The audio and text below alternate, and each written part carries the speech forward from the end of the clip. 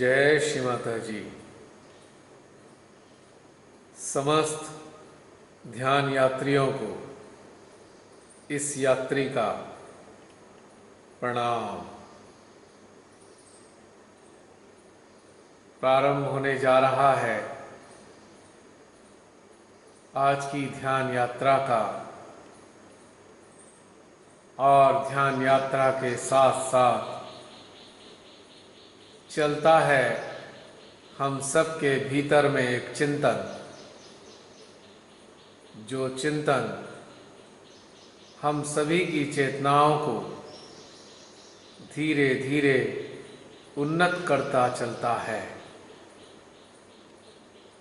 चिंतन के बिना ध्यान अधूरा है। वास्तव में ध्यान एक जरिया मात्र है जिसके माध्यम से हम आंतरिक चिंतन यात्रा पर चलकर अपने अंतःकरण की, अपने मन की अनेकों प्रकार की उलझनों को सुलझाते हैं। अनादिकाल से चली आ रही अनेकों मान्यताओं के ऊपर उठकर हम सत्य को देख पाते हैं। न जाने कितने युगों से हम बारंबार मानव देह को धारण करते आ रहे हैं, और हर बार जब जब हमने मानव शरीर को धारण किया है तो इस मानव शरीर के कार्यकाल के दौरान जो भी कुछ हमने जिया वह सभी का सभी कुछ हमारे लेफ्ट आज्ञा में, हमारे सामूहिक अवचेतन में संग्रहित होता गया, और इस जीवन काल का भी सारा का सारा घटनाक्रम हमारे अवचेतन मन में मौजूद है। और यही अवचेतन मन हमारे स्वभाव का निर्धारण करता है। यही अवचेतन मन हमको वास्तव में चलाता है। जब तक कि हमारे भीतर हमारी आत्मा का जागरण नहीं होता, तब तक हम सभी इस मन से ही संचालित होते हैं और पीड़ित होते रहते हैं, क्योंकि मन का आधार भूतकाल है। यानी कि अज्ञानतावश हम अपने भूतकाल के द्वारा ही अपने वर्तमान को जीने का प्रयास कर रहे होते हैं, जो कि बिल्कुल व्यर्थ होता है। अब चूंकि हमको ये रहस्य मालूम ही नहीं होता कि वर्तमान काल को जीना अगर है तो हमें अपने हृदय का इस्तेमाल करना होगा। हमको मन का कभी भी इस्तेमाल नहीं करना है, लेकिन हम यह तथ्य जानते ही नहीं हैं। यहाँ तक कि ध्यान यात्रा पर चलने के उपरांत भी 20-20 साल से हम आज भी अपने मन में स्थित अनेकों सूचनाओं के आधार पर तथा कथित ध्यान प्रक्रियाओं को बारंबार करते रहते हैं, और वास्तव में हमारा ध्यान ठीक प्रकार से घटित ही नहीं हो पाता, क्योंकि हमारे बाएं आज्ञा में जो सूचनाएं अंकित हैं, बस हम उन अंकित सूचनाओं के आधार पर ही अपने भीतर ध्यान के दौरान उन समस्त तथ्यों को महसूस करना चाहते हैं।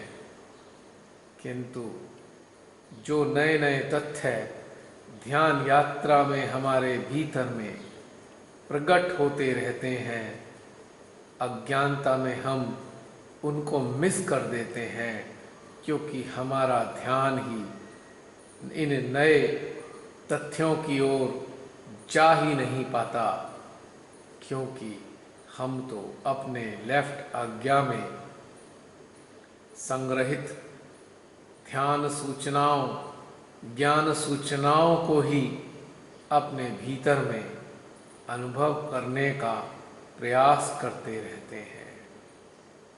बहुत ज़्यादा हुआ तो हम ध्यान के दौरान कभी कभी निर्विचार हो जाते हैं और अपनी दोनों हथेलियों में बस वाइब्रेशन ही देखते रहते हैं, यानी कि हम ध्यान में उस गहनता को स्पर्श ही नहीं कर पाते, जिसको स्पर्श करने के उपरांत ही हमारा वास्तविक ध्यान घटित होता है।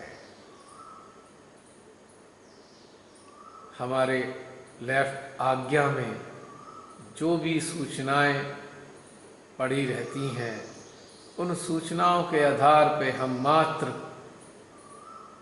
वाइब्रेशन को ही महसूस करने का प्रयास करते हैं, और यदि वाइब्रेशंस महसूस होने लगें तो हम भीतर में सोचते हैं कि हमारा ध्यान घटित हो रहा है। यह सत्य है कि वाइब्रेशंस का अनुभव जो होता है वो ध्यान का प्रारंभ है, किंतु हम अज्ञानतावश ये प्रारंभिक अवस्था को ही पूरे के पूरे ध्यान के काल के दौरान महसूस करने का प्रयास करते रहते हैं, और हमारा अंत भी, हमारे ध्यान का अंत भी इसी प्रयास के साथ ही समाप्त हो जाता है। इससे हटकर भी जो हमें अनुभूतियाँ होती हैं, हम उस ओर गौर कर ही नहीं पाते। दिन प्रतिदिन हम वैसा का वैसा ही आचरण, वैसा का वैसे ही ध्यान का तौर तरीका रोज अपनाते रहते हैं, और वास्तव में हम कंडीशन्ड हो चुके होते हैं। जहाँ पर कंडीशनिंग है तो इसका मतलब हमारा मन सक्रिय हो गया है, और जब मन सक्रिय हो जाता है तो ध्यान तो कदापि लग ही नहीं सकता।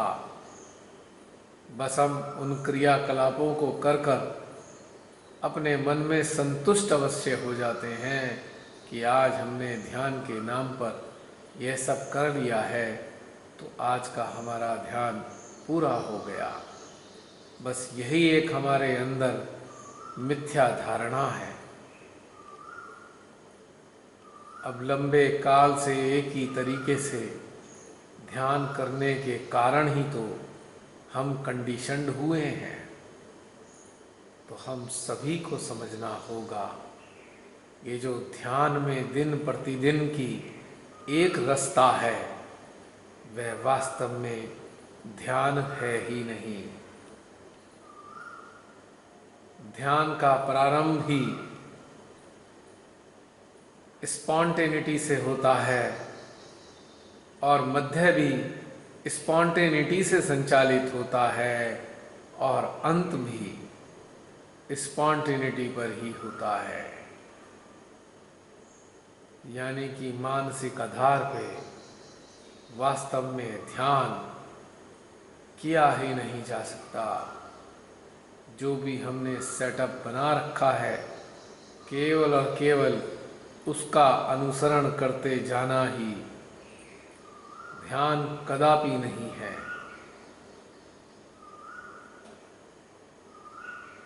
यह तो घोर अज्ञानता है।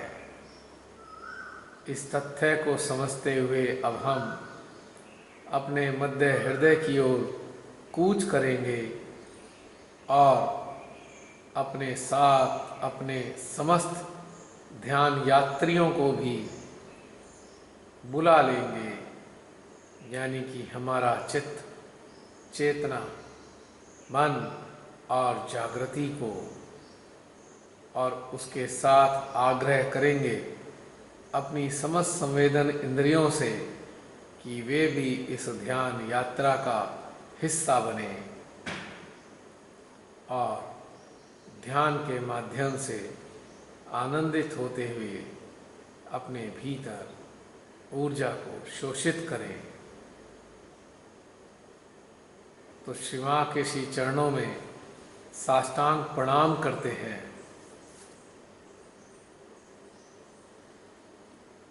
और प्रणाम कर उनके श्री चरणों से प्रवाहित होने वाले चरणामृत को अपने सहस्त्रार के माध्यम से अपने मध्य हृदय में पहुंचाएंगे।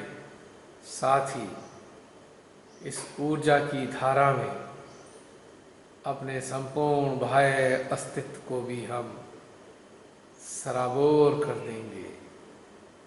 मिनट 2 मिनट के लिए इसी स्थिति व अवस्था में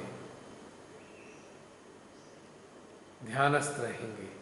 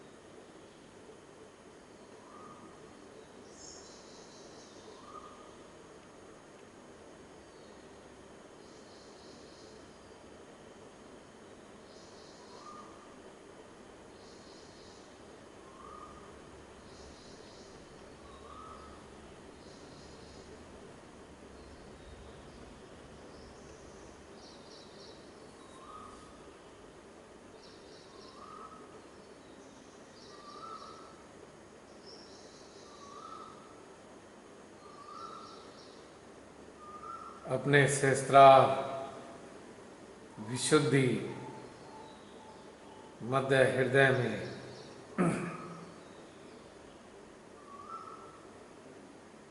अत्यंत आनंददायी ऊर्जा की अनुभूतियां घटित हो रही हैं।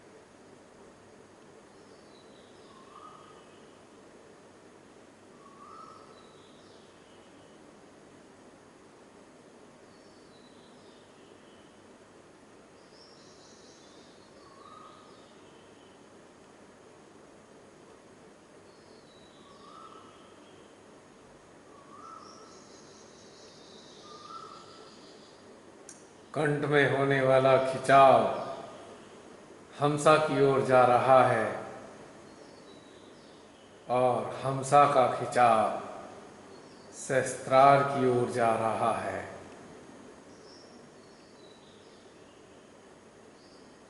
और मध्य हृदय की ऊर्जा हमारे संपूर्ण यंत्र में भ्रमण करने के उपरांत विशुद्धि में और हमसा में अपना अनुभव देते हुए सहस्त्रार से फूट रही है,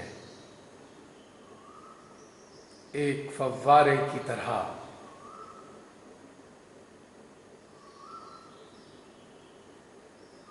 और हम अपने सहस्त्रार से फूटने वाले ऊर्जा के फव्वारे के नीचे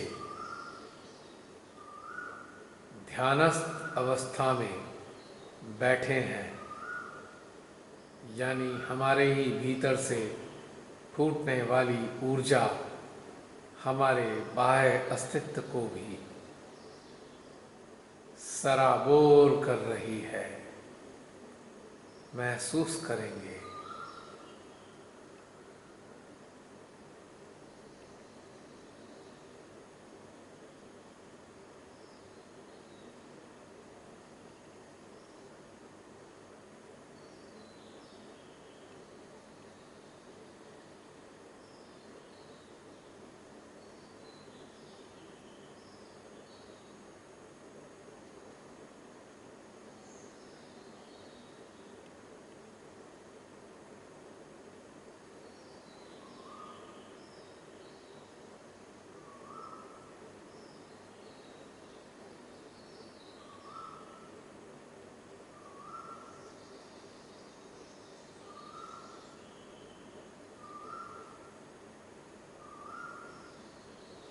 अंतःकरण में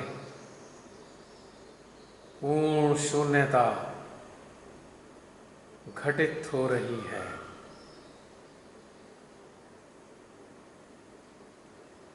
ना कोई विचार, ना कोई भावना इस क्षण उपस्थित है। एक आंतरिक नीरवता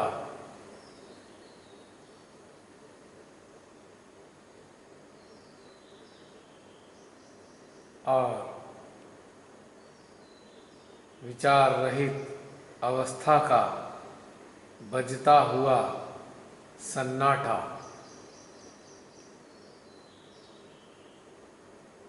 जो एक संगीत के रूप में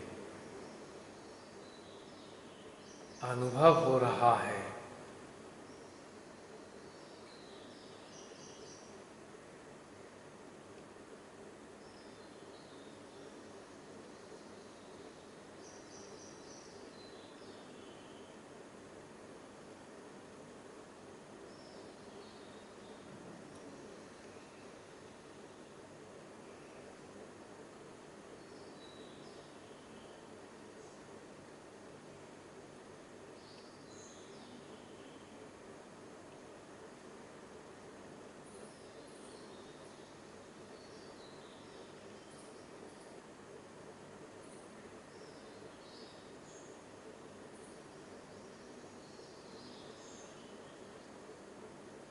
इतनी सुंदर मनोभूमि की अवस्था में अपनी चेतना को हम ले चलेंगे धरती से एकदम परे, आकाश को पार करते हुए अथाह अनंत अंतरिक्ष में।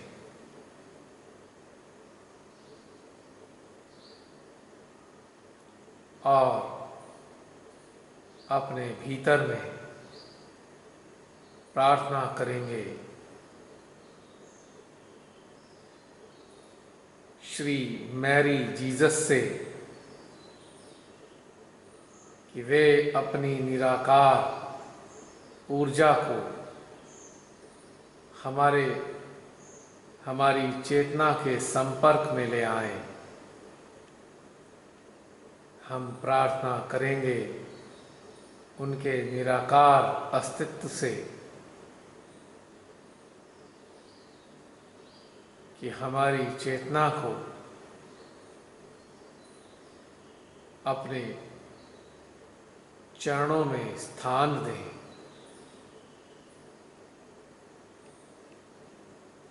इस क्षण स्मरण करेंगे हृदय में श्री मैरी जीसस का।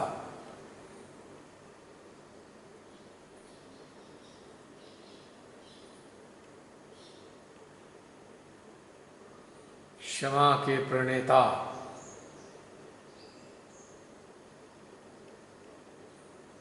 क्षमा को स्थापित करने में मदद करने वाले,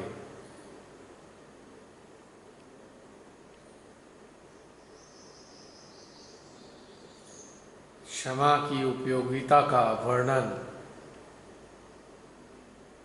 पूरी दुनिया में करने वाले, क्षमा के माध्यम से मुक्ति की ओर ले जाने वाले, क्षमा के जरिए हमारे अंतःकरण में सुकून शांति भरने वाले,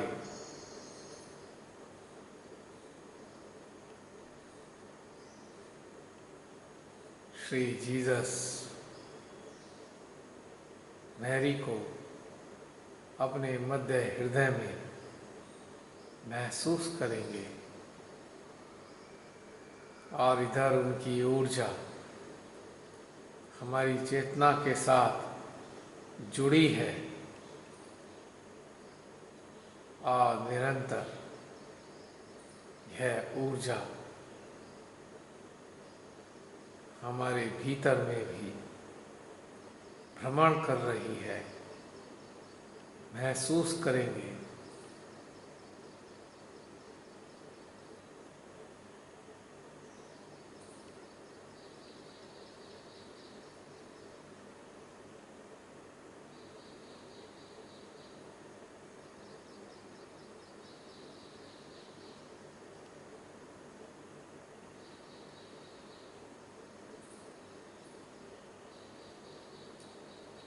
उनकी ऊर्जा को हम अपने हृदय में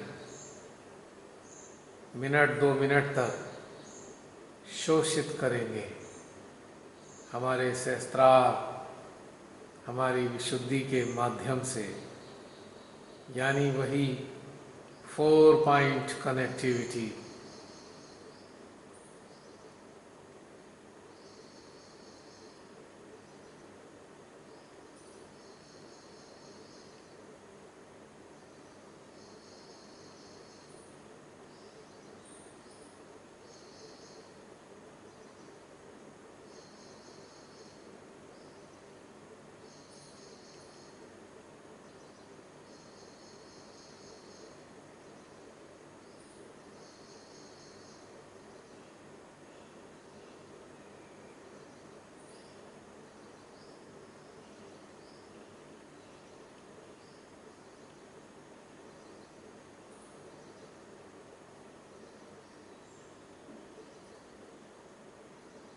अब श्री मैरी जीसस से प्रार्थना करेंगे, हे श्री मैरी जीसस, कृपया हमारे हृदय में पधारें। उनके निराकार अस्तित्व को हम अपनी चेतना के जरिए लेकर चलेंगे अंतरिक्ष से अपने हृदय की ओर।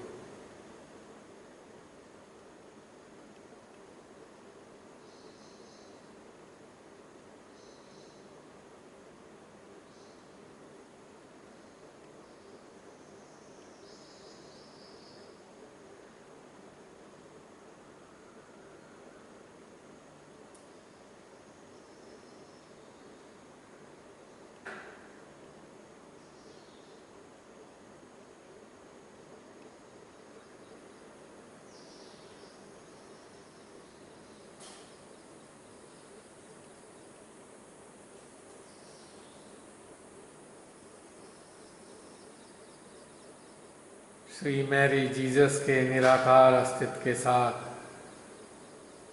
हम जोड़ देंगे अपने चित्त, अपने मन व अपनी जागृति को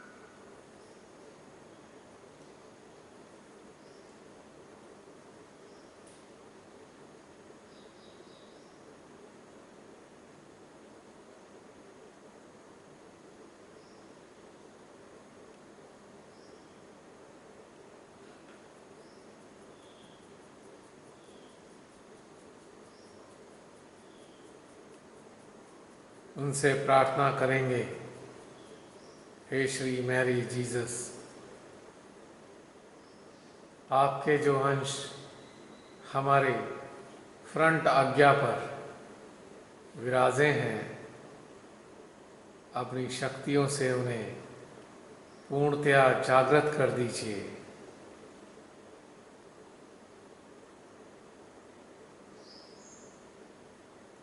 मध्य हृदय से कनेक्टिविटी मेंटेन करेंगे सेंट्रल आज्ञा की।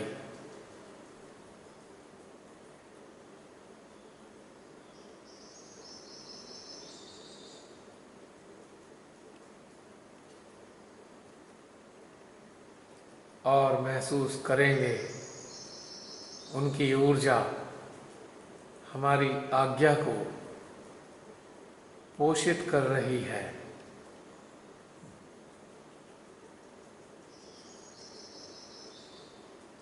दो स्थानों पर ही पूरा फोकस करेंगे, सेंट्रल आज्ञा और सेंट्रल हार्ट।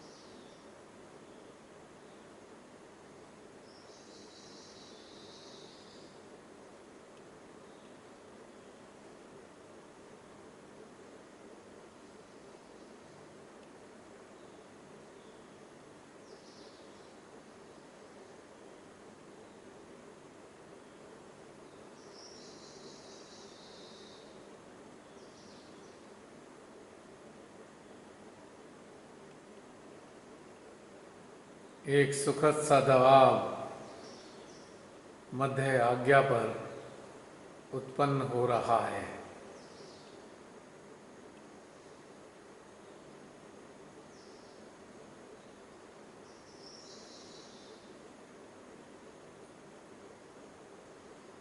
वायु विशुद्धि में भी ऊर्जा का प्रभाव बना हुआ है।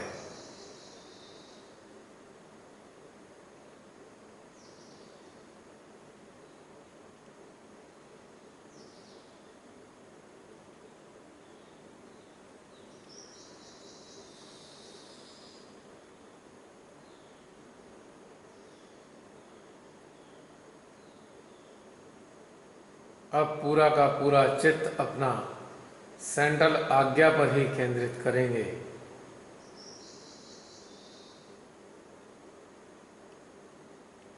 और श्री जीसस मैरी को स्मरण करते रहेंगे।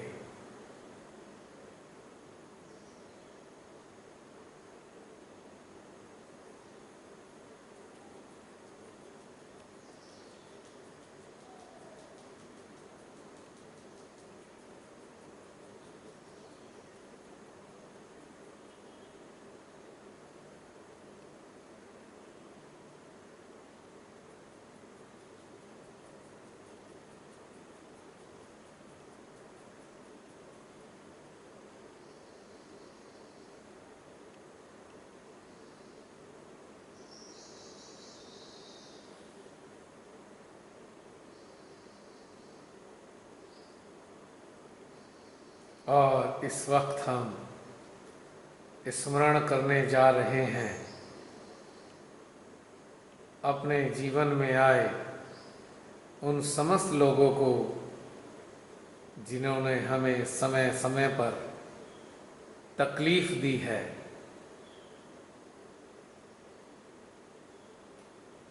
स्मरण करें एक एक करके सभी लोगों को, और उनकी तकलीफ को सहकते हुए भी हमने कभी उनसे कुछ कहा नहीं, किंतु भीतर ही भीतर पीड़ित अवश्य हुए हैं। या ऐसे लोगों ने हमें इस हद तक पहुंचा दिया था कि हम उनसे बदला लेने को आतुर हो गए थे। कुछ लोग ऐसे भी थे जिनके लिए हमारे हृदय से जी भर के बद्दुआएं निकली हैं।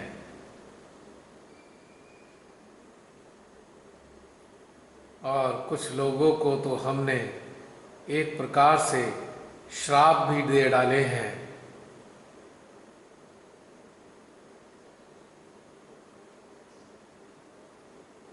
और कुछ लोगों की बातों ने हमें भीतर तक आहत किया है, और उसके बाद उन लोगों को हमने अपने जीवन से बिल्कुल ही निकाल दिया है। यदि ऐसी मजबूरी है कि उन लोगों के शरीर हमारे संपर्क में निरंतर रहते रहे हों, किंतु हमने भीतर से ऐसे लोगों को निष्कासित कर दिया है। और कभी कभी ऐसे लोगों की सोच सोचकर हम भीतर ही भीतर क्रोधित होने लगते हैं, आक्रोशित हो जाते हैं।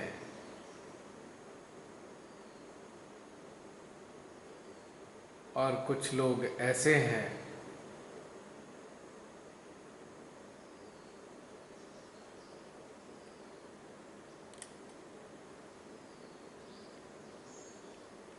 जिन्होंने समय समय पर हमारा अपमान किया है।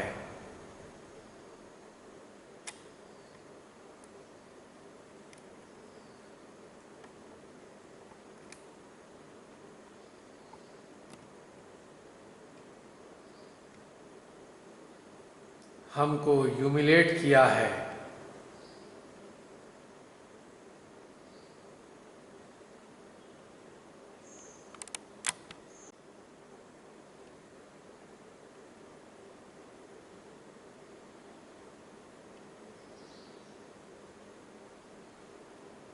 हमको पीड़ा पहुंचाई है।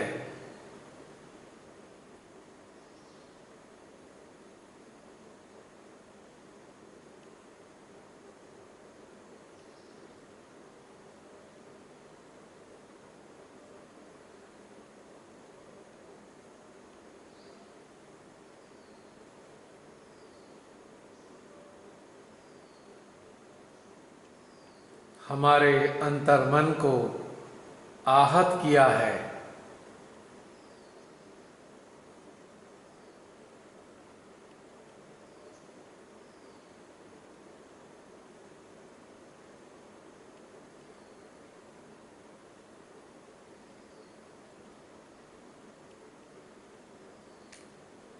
हमें बिन बात के तकलीफें दी हैं।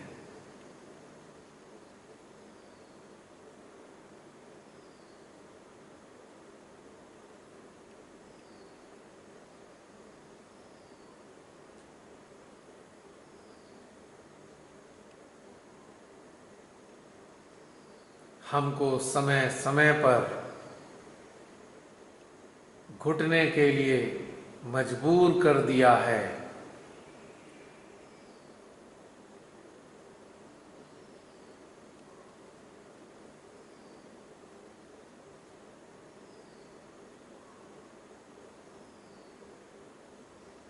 हमको हमारे ही भीतर में रहने के लिए मजबूर किया है।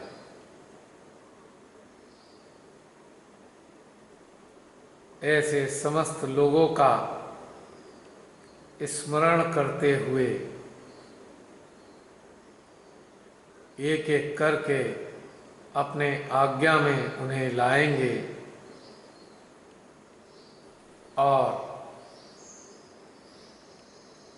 श्री जीसस मैरी को अपने हृदय में अनुभव करते हुए उनको क्षमा करते जाएंगे।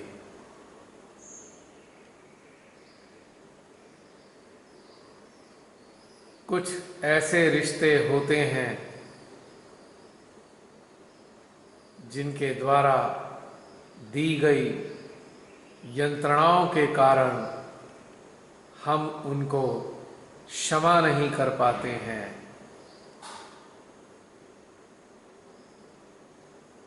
तो ऐसी अवस्था में भी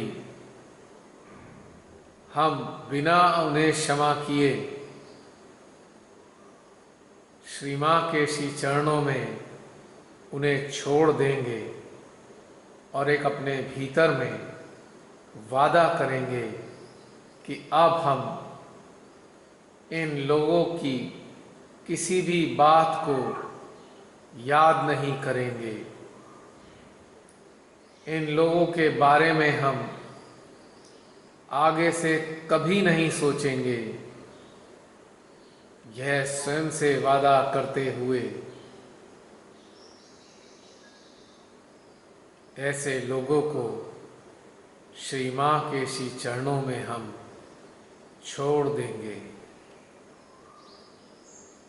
यदि उनके द्वारा दी गई यंत्रणाएं, पीड़ाएं, तकलीफें इतनी तीव्र हैं, इतनी ज़्यादा हैं कि हम श्री मां के श्री चरणों में छोड़ने के बाद भी बारंबार समय समय पर उनको याद कर लेते हैं, उन तकलीफ़ों को याद कर लेते हैं, तो ऐसे लोगों को हम छोड़ेंगे श्री महादेव के श्री चरणों में। श्री महादेव ऐसे लोगों का स्वयं ही इलाज कर लेंगे। जो बहुत ज़्यादा दुष्ट होते हैं, बहुत ज़्यादा मानवता की खिलाफत करते हैं, उनको श्री महादेव के श्री चरणों में छोड़ देना चाहिए। उनकी मर्जी होगी कि उनके साथ किस प्रकार से ट्रीट करेंगे, उनको किस तरीके से सजा देंगे। यह सारा कार्य श्री महादेव पर ही हम छोड़ देंगे। क्योंकि श्री महादेव के साथ अनेकों रुद्र होते हैं और जब कोई मानव मानवता का तिरस्कार करते हुए उसकी सीमाएं लांघ जाता है तो श्री महादेव के रुद्र स्वतः ही सक्रिय हो जाते हैं और ऐसे मानव की खैर नहीं रहती। तो अपने भीतर से ऐसे महादुष्टों को निकालकर श्री महादेव के श्री चरणों में अर्पित कर देंगे और स्वयं अपने भीतर में चलने वाली भावनात्मक व मानसिक प्रतिक्रियाओं से मुक्त हो जाएंगे। क्योंकि मुक्त होना अत्यंत आवश्यक है। जब तक हम ऐसा नहीं करेंगे, ऐसे मानव हमारी स्मृतियों के माध्यम से भीतर ही भीतर हमको निरंतर पीड़ा पहुंचाते रहेंगे। जैसे कि दीमक किसी लकड़ी के भीतर जब प्रवेश करती है तो वह उसे भीतर से खोखला कर देती है और बाहर से देखने में वह लकड़ी ठीक ठाक नजर आती है,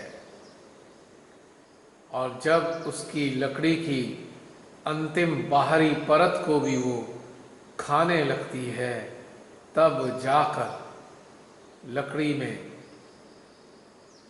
ये सब दिखाई देने लगता है कि लकड़ी बिल्कुल खोखली हो चुकी है।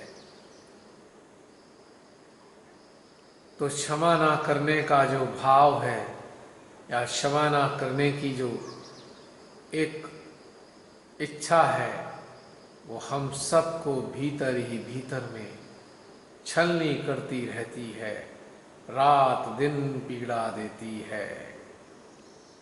तो अपनी इस पीड़ा से निजात पाने के लिए हमको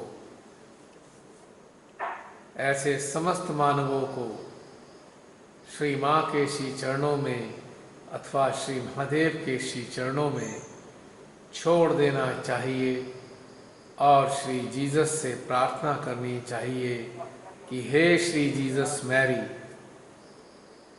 हमें इतना सामर्थ्य प्रदान कीजिए ताकि हम ऐसे मानवों को भी हृदय से क्षमा कर सकें। वास्तव में क्षमा कुछ और नहीं, यदि हम समझें तो एक प्रकार का पास है, जो पास हमें परमात्मा के साम्राज्य में प्रवेश करने के लिए अधिकृत करता है। यदि क्षमा रूपी पास हमारे पास नहीं है तो यह बात सुनिश्चित है कि हम परमात्मा के राज्य में प्रवेश नहीं पा सकते। उनके प्रहरी हमें रोक लेंगे और कहेंगे, क्षमा रूपी पास दिखाओ, क्या तुमने सभी को सच्चे हृदय से क्षमा किया है? क्या तुमने स्वयं अपने को भी क्षमा किया है? इसी कारण से जो सहज साधक साधिका किसी को भीतर से क्षमा नहीं कर पाते हैं तो उनके भीतर में अच्छे प्रकार से ऊर्जा का अनुभव नहीं हो पाता है और उनको बढ़िया वाइब्रेशन भी नहीं आ पाते हैं। तो क्षमा निहायत आवश्यक है। इसके बिना हम ध्यान की गहराइयों में कभी भी नहीं उतर सकते और ना ही हमारी चेतना ही विकसित हो पाती है। क्षमा करने का सबसे सर्वोत्तम तरीका यही है कि उन सभी को अर्पित कर दें। जैसे हम पुष्पों को परमात्मा के चरणों में अर्पित करते हैं, वैसे ही उन सब को श्री माँ के श्री चरणों में अर्पित कर मुक्त हो जाए। जैसे ही यह प्रक्रिया सच्चे हृदय से घटित होगी, आप सब महसूस करेंगे तत्क्षण आपके सहस्त्रार पर तीव्र ऊर्जा की अनुभूति होगी और आपका मध्य हृदय आनंद से गदगद हो जाएगा। क्योंकि क्षमा ना करने का जो विकार है वो हमारे हृदय में निरंतर पीड़ा ही देता रहता है, और जैसे ही यह विकार हटता है, हमारा हृदय आनंद से गदगद हो जाता है। हम भीतर ही भीतर प्रसन्न हो जाते हैं और हमको समझ में नहीं आता कि हमें क्या प्राप्त हो गया। क्षमा करना अत्यंत आसान है यदि हम अपने मन को श्री माँ के प्रेम में न्योछावर कर दें। जैसे कि मंदिरों में जाने पर यदि हम प्रसाद चढ़ाते हैं तो वह प्रसाद पंडित जी हमसे लेकर वहाँ पर मुख्य प्रसाद पात्र में उलट देते हैं और फिर उस पात्र में से थोड़ा सा प्रसाद निकाल कर हमको दे देते हैं। बिल्कुल ऐसा ही घटनाक्रम इस प्रक्रिया में होता है। जैसे ही हम किसी को सच्चे हृदय से क्षमा करते हैं, तुरंत श्री माँ के श्री चरणों से आने वाली अमृत धारा का प्रसाद तत्क्षण हमारे सहस्त्रार पर अनुभव होता है, और जिसकी अनुभूति हम अपने हृदय में भी करते हैं। तो यदि कम शब्दों में या नटशैल में इसको समझा जाए तो हम यह कह सकते हैं, क्षमा हमको परमात्मा का प्रसाद ग्रहण करने योग्य बनाती है, हमको सामर्थ्य देती है कि हम परमात्मा की वंदना कर सकें, उनकी स्तुति कर सकें, उनको अपने हृदय में महसूस कर सकें, उनको अपने सहस्त्रार में ऊर्जा के रूप में पा सकें। तो क्षमा का अत्यंत महत्व है। ये हम सभी को अपने भीतर में आत्मसात करना होगा। यह नहीं कि आज अभी इसी काल में यह सब सुनकर या अनुभव कर हम तुरंत यह भाव रखें कि हाँ, हम सबको क्षमा करते हैं, हम स्वयं को भी क्षमा करते हैं। इस क्षमा का असर इस ध्यान के काल तक अवश्य रहेगा, किंतु जैसे ही ये दौर पूरा होगा और हम अपनी पूर्व मनो अवस्था में पहुंच जाएंगे, तो फिर हमारे भीतर क्षमा ना करने की स्थिति पुनः उत्पन्न हो जाएगी। तो इसके लिए हमें क्या करना है? हमें ध्यान की हर बैठक में बारंबार उनको क्षमा करना है, और जब आप महसूस करने लगेंगे कि ऐसे मानव का स्मरण करने से हमारे हृदय में होने वाली वेदना अब समाप्त होने लगी है, अथवा हमारे सिस्टम में ऊर्जा बढ़ने लगी है, तो इससे आप समझ सकते हैं कि आपके भीतर में जो क्षमा है वो वास्तविक रूप में घटित होने लगी है। और इसका घटित होना अत्यंत आवश्यक है।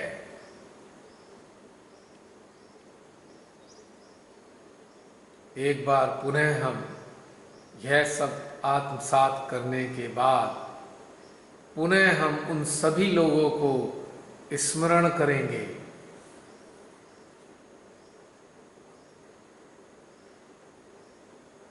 अभी भी यदि कुछ लोग हमारी स्मृति में आ रहे हैं तो अब फिर दोबारा एक बार फिर से उनको श्री मां के श्री चरणों में अर्पित कर देंगे।